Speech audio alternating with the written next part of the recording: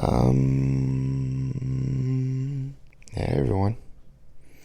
Okay, so this is gonna be a different type of video.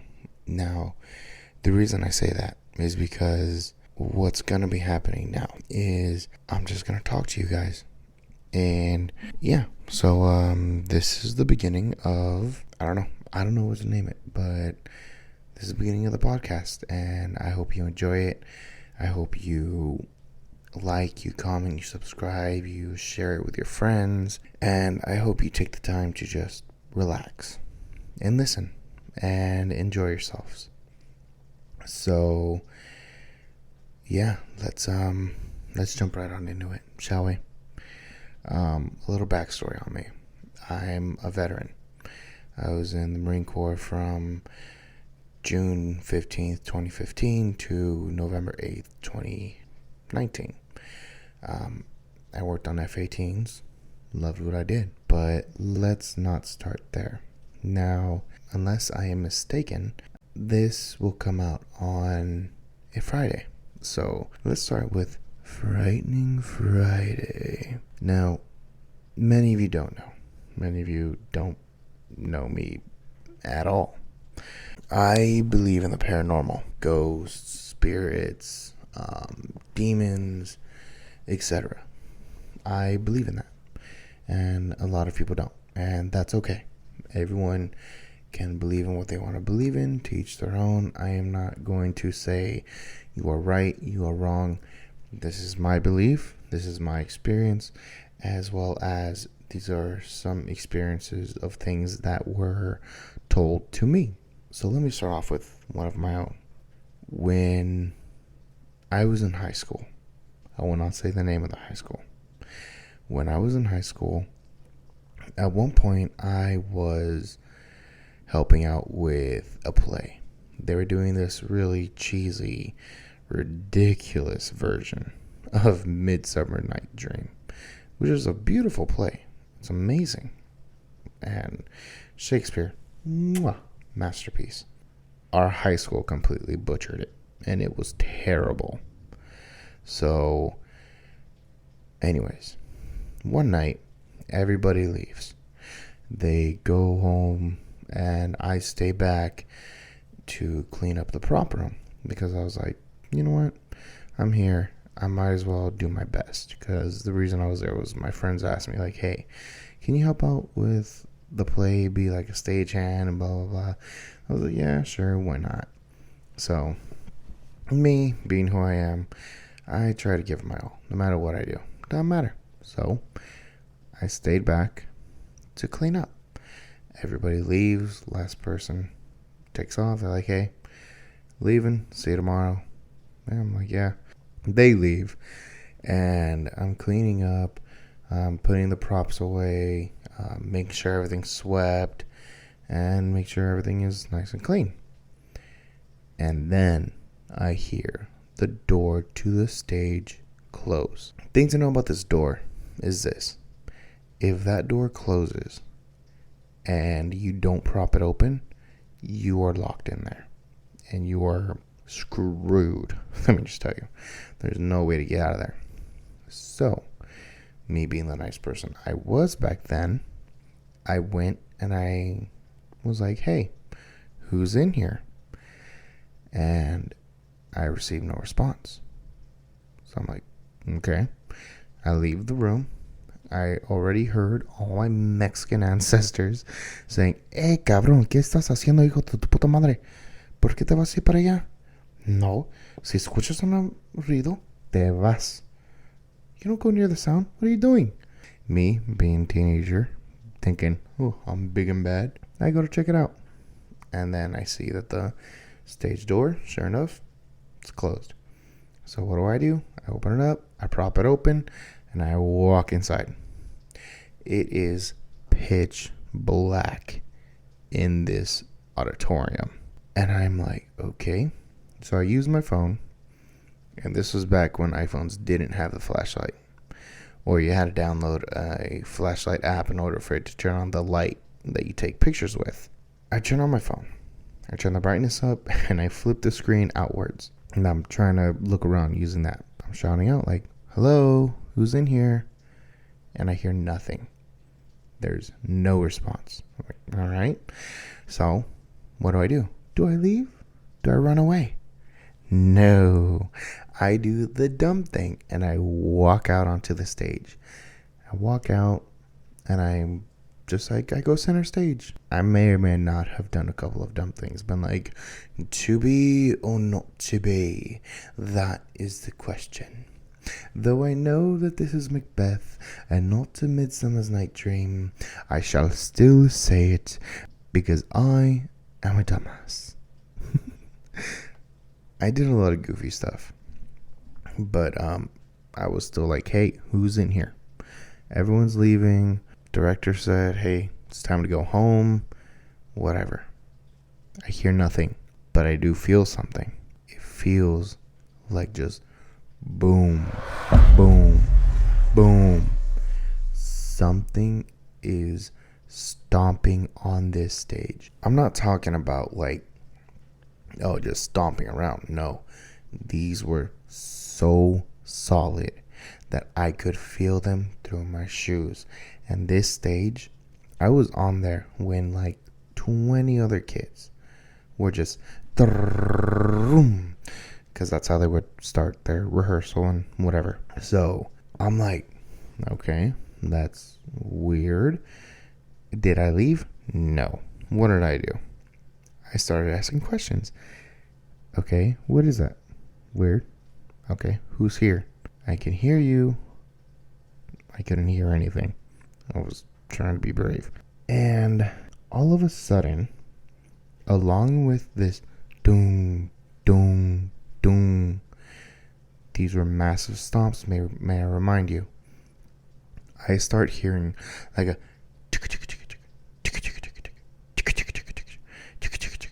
something is running up and down the aisles, up and down the stairs of where the audience sits. At this point, I'm getting a little freaked out and I'm getting a little bit scared. What do? Do I leave? Do I run away? No. I stay there, terrified out of my mind, wondering what the hell is going on. I'm like, okay, this is not funny. Who is here? What are you doing? This is not funny. It's time to flip and go. And I get no response. I'm starting to get a little agitated. I'm like, all right, this is not funny. Everything is still going on as I'm getting irritated. And all of a sudden, I hear the stage lights start to creak and start to move and start to make noise. And I'm like, okay, maybe it's my friend Dette. Maybe she's messing with me. So I call her. I'm like, hey, are you up by the stage lights right now? Are you trying to mess with me? Trying to scare me? She's like, no. I'm like, prove it. So what does she do? This was back when FaceTime was relatively new. So you had to kind of, in order to really FaceTime, you had to have the phone flipped around. There was no front-facing cameras. So what did she do? She had the camera towards herself, and she was showing that, nope, I'm in my room. I'm nowhere near there. And at that point, I got really scared. I was like, okay, cool, thanks. See you tomorrow. And I hung up.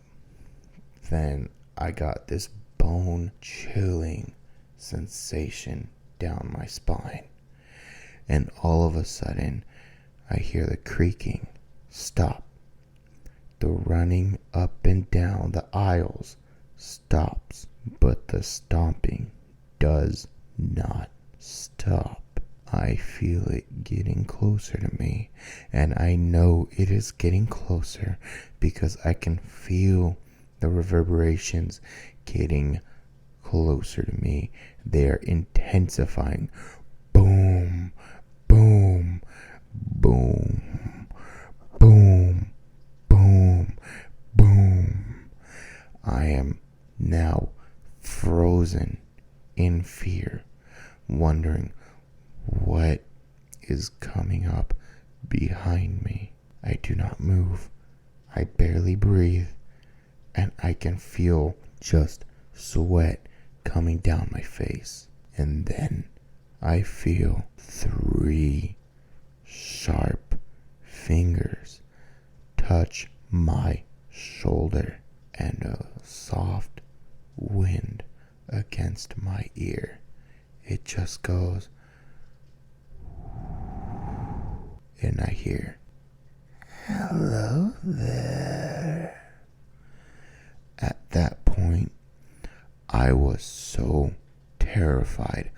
I ran as fast as I could out of that auditorium. And after that day, I never stayed there alone.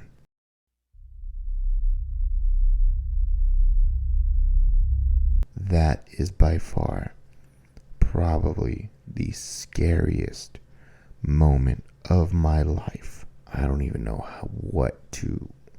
I don't even know how to explain the fear that gripped me. It was like my heart was in a vice grip. It was terrifying. Oh man. And another experience I had. Now this one, it may not have been an actual experience because maybe people were messing with me. It was at my graduation party. And, we're all having fun. We're just living it up.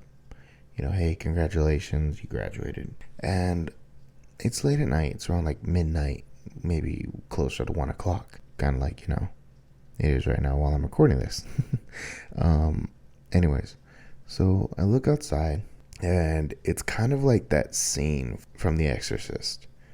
Well, not so much the scene, but the cover art of The Exorcist, where the priest is standing underneath the one single streetlight. And it looks like there's a little girl out there. And I look out there and I'm like, what the what? Like, why is there a little girl standing out there? Why are her parents letting her outside this late? Mind you, she looked like she couldn't be any more than maybe 10. Maybe. And I'm asking her, do you guys see that little girl out there? And I look back and she's still standing there. And people come over, family members come over, my friends come over, and they're like, okay, that was a lie. I don't have any friends. I didn't have any friends. But my family members come over and they're like, what little girl? And I'm like, you guys are messing with me right now. There's a little girl standing underneath that street light right now. You guys cannot tell me you don't see that. They're just like, we don't see any little girl. No, this is impossible. You guys are messing with me. There's no way you do not see that little girl right there. She's standing right there. She's barefoot outside at 1 o'clock at night underneath a streetlight, and it is freezing cold out there. You guys do not see her. And they're like, no, we don't see her. So I call my brother over, and my brother, he has never, to my knowledge, has ever lied to me to that point, up to that point in time. I'm fairly certain since then he probably has. Anyways, so I was like, hey, little brother, come here. He's like, what? I was like, do you see that little girl out there? He looks out there. He's like, dude, there's no little girl out there. I was like, there's no way. I turned around to everybody. I'm like, there's no way you're going to tell me there's no little girl out there right now. And I turn back. She is gone. She has completely vanished. And my heart sank because I was scared. I was like, okay, well, that's terrifying. That's not fun.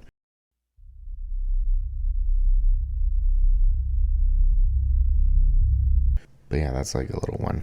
It was, not as scary. But this one was a lot scarier than that one. When I was in NAS Oceana for my C school, and by C school, it's my secondary schooling for my MOS for when I was in the Marine Corps. My MOS, I was an F-18's technician.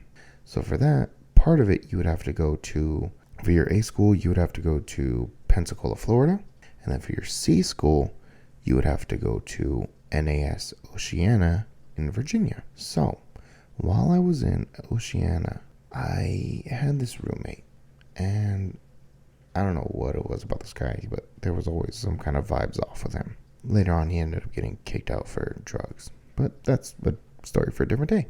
Anyways, so one night, I'm just chilling in my room, I'm falling asleep, and all of a sudden, it feels like something's pushing on my rear end, and I'm like, if this guy is touching me right now, I'm about to bust every bone in his body. Because 1, don't touch me when I'm trying to sleep.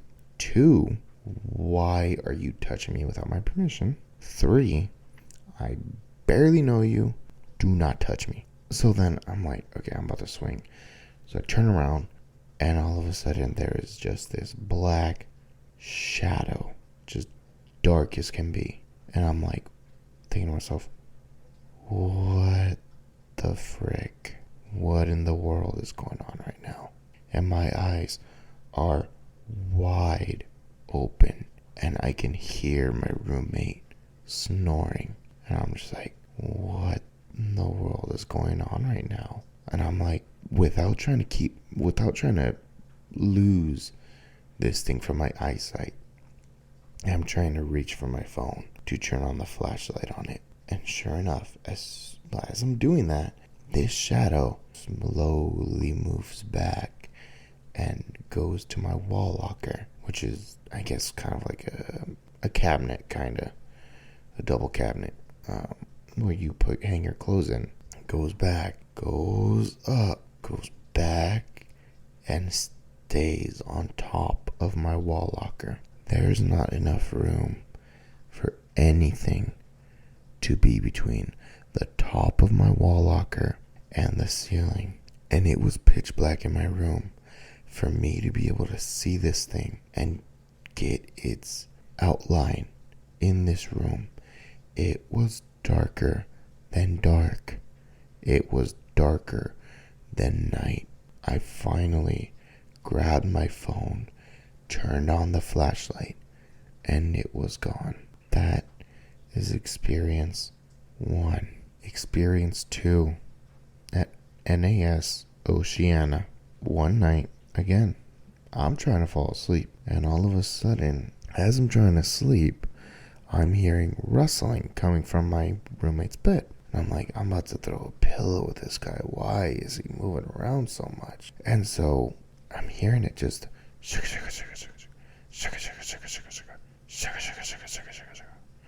and I'm like, what in the hell is this guy doing?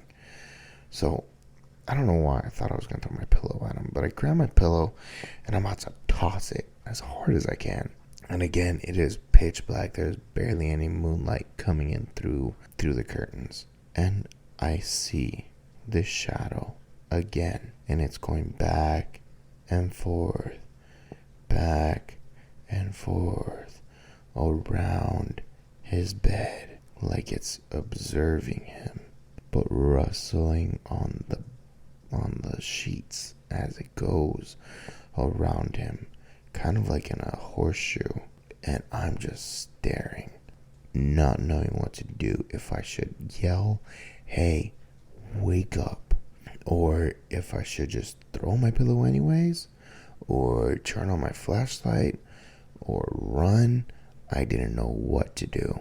And then it stops at the end closest to the window. And you know that feeling when something is staring at you. I can feel that this thing lifts its head and is staring at me. And I don't know why, but for some reason, it felt like this thing smiled and then vanished.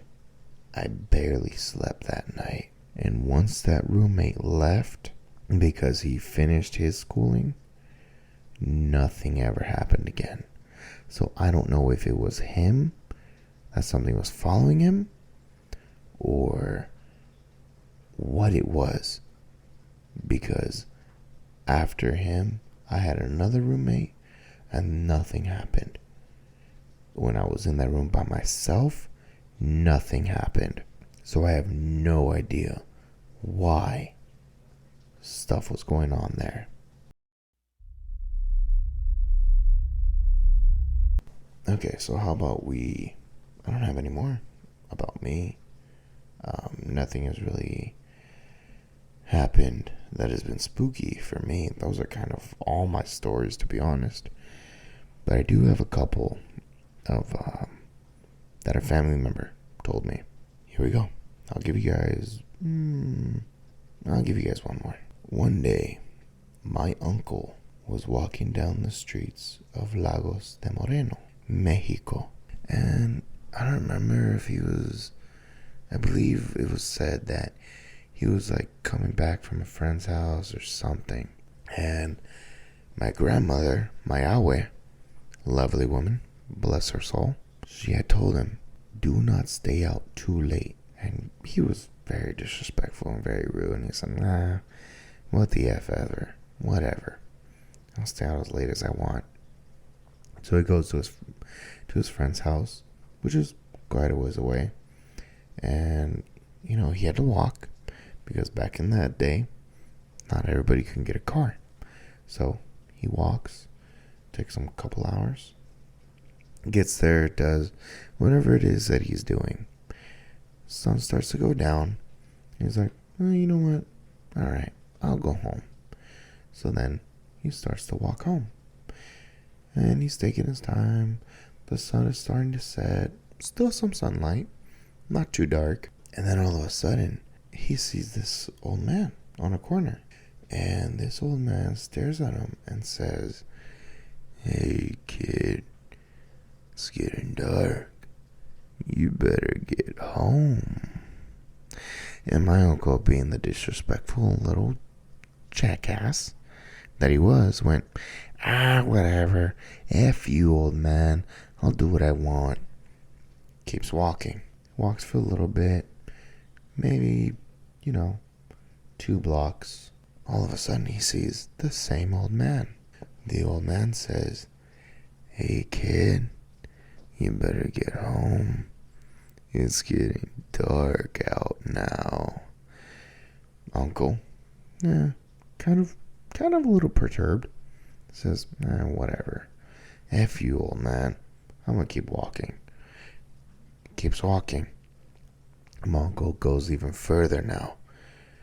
He sees the old man again. This time, the old man has a black dog with him. And the old man says, hey, you better get home. It's getting really dark now. My uncle, a little freaked out, says, whatever.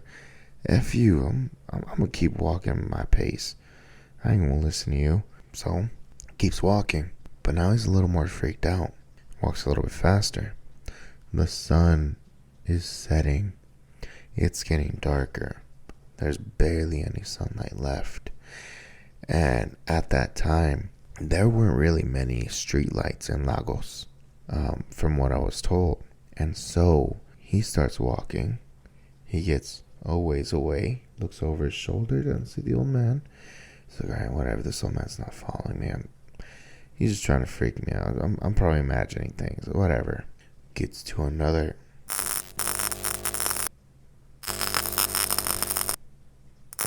I kid you not, the lights just flickered while I'm telling this story. That was creepy. I'm scared now. Yeah, I'm scared now. That was freaky. I'm telling this while it's like a thunderstorm outside too. Sorry, let me get back to the story. My uncle gets a little further away, looks back. The old man's not following him. Starts getting a little more confident. He's like, whatever. Then finally, when he's about 1.5 miles away from home, the sun has set. It is dark, but there's enough moonlight to where he can see at a corner. There's the old man again. But this time, he doesn't just have one black dog. He has 2. and they are snarling and barking, and he's holding them on the chain, and he is holding them back. And then he tells my uncle, I told you, you should have gone home, kid, and lets the dogs go.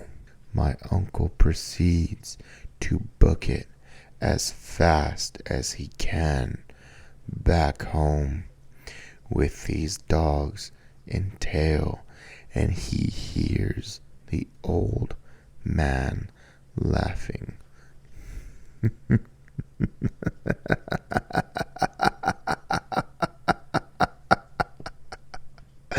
I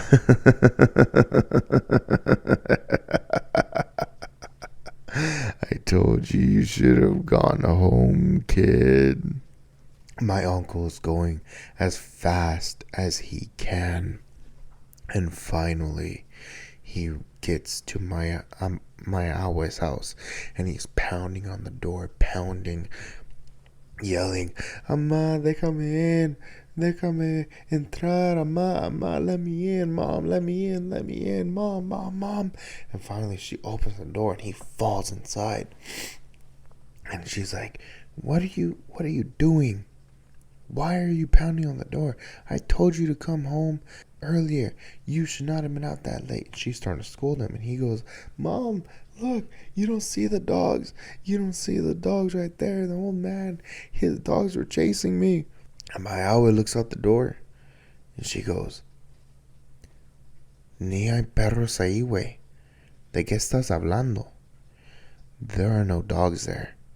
What are you talking about? She doesn't see them. But according to this family member, my uncle could see the dogs still out there, pacing back and forth, growling and snarling, waiting for him.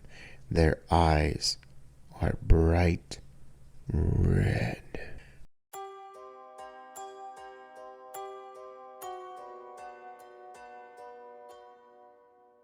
I want to thank you all for attending the first episode of our podcast. If you enjoyed this, please let me know.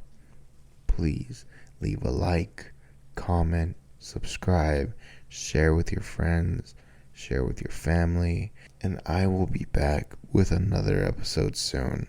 This was fun. I enjoyed it.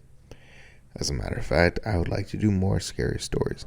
Maybe we can have one where I'm just BSing with you guys and talking, and then we can also have one like this, telling scary stories, and yeah, we can have fun. This is GueroBlade Cruise signing off. Thank you for joining. I'll see you in the next one. Bye, guys. And remember, fear keeps us alive.